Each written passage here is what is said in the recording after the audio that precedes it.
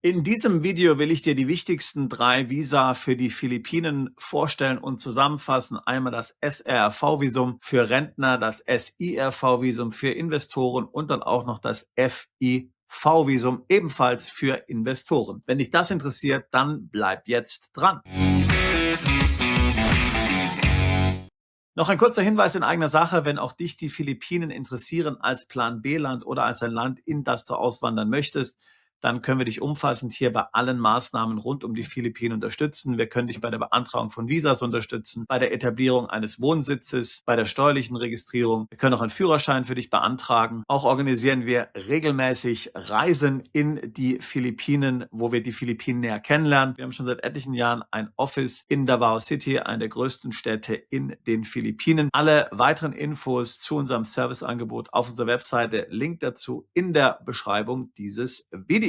Nun aber zurück zu unserem eigentlichen Thema. Die Philippinen, sie sind ein faszinierendes Land und interessieren immer mehr deutschsprachige Auswanderer. Die Gründe liegen natürlich auf der Hand. Einmal sind die Philippinen sehr steuergünstig. Ausländer zahlen grundsätzlich auf ausländische Einkünfte überhaupt keine Steuern. Die Philippinen zeichnen sich durch niedrige Lebenshaltungskosten aus. Die Amtssprache ist Englisch. Du musst keine komplizierten Sprachen sprechen. Die Menschen sind sehr freundlich. Das Wetter ist natürlich gut und es gibt eben dort sehr attraktive Visa-Optionen. Bevor wir uns jetzt mit den 3 wichtigsten Visa befassen, solltest du natürlich aber als allererstes wissen, dass du überhaupt kein Visum brauchst, um auf den Philippinen zu leben.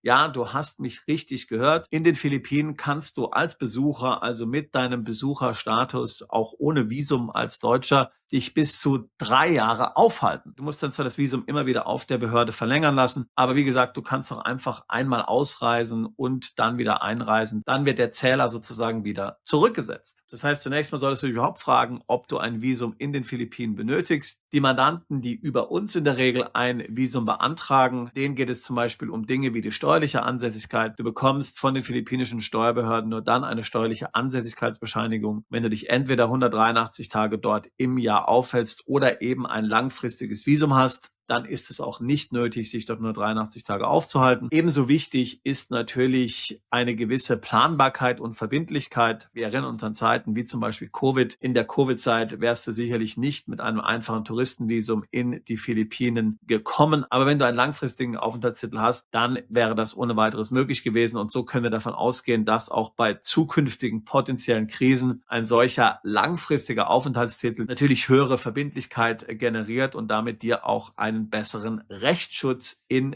den Philippinen bietet. Schauen wir uns jetzt also diese 3 Visatypen einmal an. Zunächst mal das SRV-Visum. Das SRV-Visum ist ein Rentnervisum. Du kannst es aber schon ab 40 Jahre nutzen. Du musst keine Rente beziehen. Wenn du eine Rente beziehst allerdings, dann reduziert sich die Kaution, die du bei den philippinischen Behörden hinterlegen musst, um dieses Visum zu bekommen. Wie hoch ist die Kaution? Nun, wenn du über 50 Jahre alt bist und eine Rente hast, dann ist die Kaution $15.000. Wenn du keine Rente hast, ist sie $30.000. Wenn du jünger als 50 Jahre bist und eine Rente hast, dann ist die Kaution $25.000, sonst ist sie unter 50 Jahren $50.000. Mit der Kaution kannst du dann in den Philippinen zum Beispiel auch ein Kondo kaufen. Ansonsten bleibt das Geld eben beim philippinischen Staat liegen, bis du die Philippinen wieder verlässt und das Visum aufgibst. SRV ist ein unbeschränkter Aufenthaltstitel. Du bekommst diesen natürlich auch für deinen Ehepartner und für deine Kinder. Mit dem SRV-Visum bekommst du dann auch einen Personalausweis. Das heißt, du wirst dann auch die ACR-Card, das ist der Personalausweis für Ausländer, nicht benötigen, sondern du hast dann eben gleich diesen Personalausweis durch das SRV-Visum. Der einzige Nachteil beim SRV-Visum ist die Beantragung. Die Beantragung dauert circa 30 bis 45 Tage. In dieser Zeit musst du dich auf den Philippinen aufhalten. Du kannst die Philippinen nicht verlassen,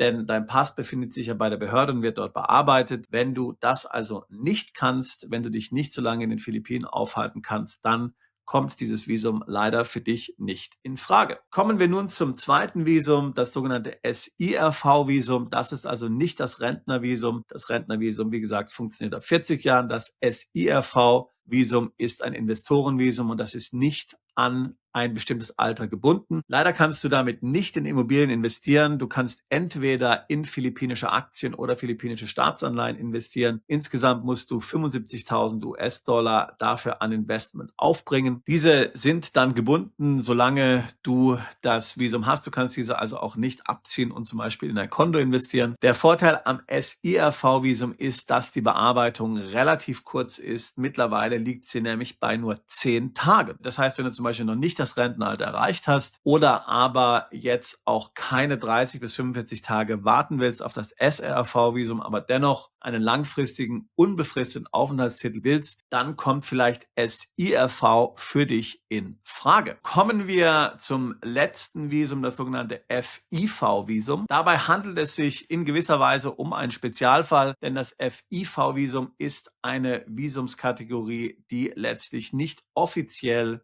von den philippinischen Behörden ausgegeben wird, sondern von einem Privatunternehmen, aber natürlich mit Unterstützung und mit Freigabe und Zulassung der philippinischen Behörden. Letztlich ist das FIV-Visum eine Variante des SIRV-Visums. Das heißt, du musst wiederum 75.000 Dollar investieren, hier allerdings nicht in Staatsanleihen oder in an der Börse gehandelte philippinische Aktien, sondern du investierst diese im Grunde genommen in ein Dienstleistungsunternehmen, das im Business Outsourcing Bereich, zum Beispiel Callcenter, tätig ist, aber nicht an der Börse gelistet ist. Von diesem Unternehmen bekommst du Vorzugsaktien. Der besondere Clou an diesem Visum ist, dass die Bearbeitungszeit sehr schnell ist. Wir haben Mandanten, die das gemacht haben, auch wenn wir dieses Visum selbst nicht beantragen. Normalerweise ist die Bearbeitungszeit nur 5 Tage. Ich hatte ja gesagt, dass SIRV, das andere Investorenvisum, sind 10 Tage. Wenn du es nochmal 5 Tage schneller haben willst, kannst du das FIV-Visum verwenden. Großer Nachteil beim FIV-Visum sind die Gebühren.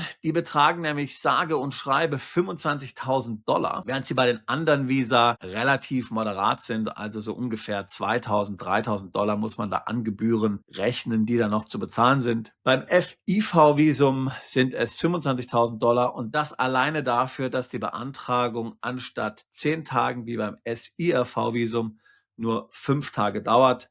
Ob es das wirklich wert ist, nun ja, diese Entscheidung überlasse ich dir. Aber natürlich, den meisten Mandanten ist es das nicht wert. Das FIV-Visum wurde zu einem Zeitpunkt geschaffen, als die Bearbeitungszeiten beim SIRV-Visum und beim SRV-Visum, also im Rentnervisum, noch sehr viel unvorhersehbarer waren. Aber mittlerweile haben sich diese Bearbeitungszeiten stark reduziert. Also wie gesagt, beim Rentnervisum sind es 30 bis 45 Tage, beim SIRV-Visum, beim Investorenvisum mittlerweile nur noch 10 Tage. Ich vermute ehrlich gesagt, dass das FIV-Visum über kurz oder lang obsolet sein wird. Das heißt, wir raten unseren Mandanten eigentlich nicht dazu, wobei ich jetzt den Anbieter hier in keinster Weise schlecht machen will. Die machen einen guten Job. Die Leute, die ich kenne, die das Visum beantragt haben, die haben es tatsächlich auch sehr schnell gehabt. Aber ich frage mich eben persönlich, ob es das wert ist. Es gibt natürlich dann noch viele andere Visa in den Philippinen, zum Beispiel das Arbeitsvisum 9G. Und das haben ja auch relativ viele Deutsche, Schweizer und Österreicher. Eine Frau in den Philippinen, eine Ehefrau, dann kannst du natürlich auch ein Ehegattenvisum bekommen. Aber in diesem konkreten Video wollte ich mich jetzt einmal mit den 3 anderen Visa befassen. Wie gesagt, viele werden auch ohne Visum in den Philippinen zurechtkommen. Wir können für dich eine Steuernummer besorgen, auch wenn du kein Visum hast. Wir können eine behördliche Meldebestätigung für dich beschaffen, auch wenn du kein Visum hast.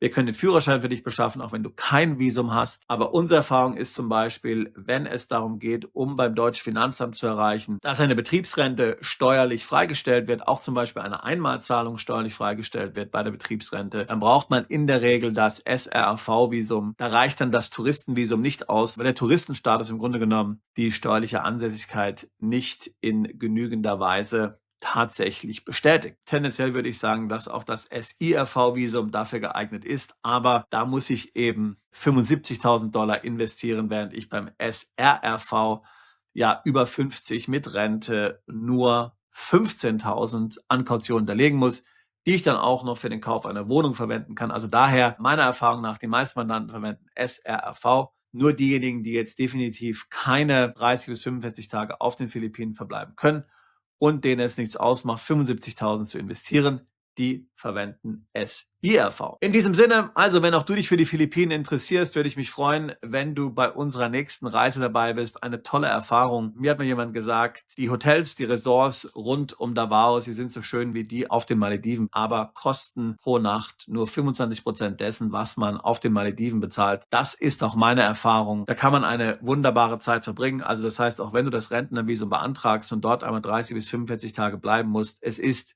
wie im Paradies. Diese Zeit wird für dich wie im Flug vergehen. Und natürlich ansonsten alle weiteren Dienstleistungen rund um die Philippinen auf unserer Webseite. Link dazu ebenfalls in der Beschreibung dieses Videos. Ich habe Deutschland und die EU schon vor 25 Jahren verlassen und seit 20 Jahren helfen wir Mandanten dabei, ins Ausland umzuziehen, sich steuerlich optimiert aufzustellen, ihr Vermögen zu schützen, zweite Staatsbürgerschaften zu erhalten. Ich würde mich freuen, auch dich alsbald zu unserer Mandantschaft zählen zu können. Bist du Unternehmer, Freiberufler oder Investor?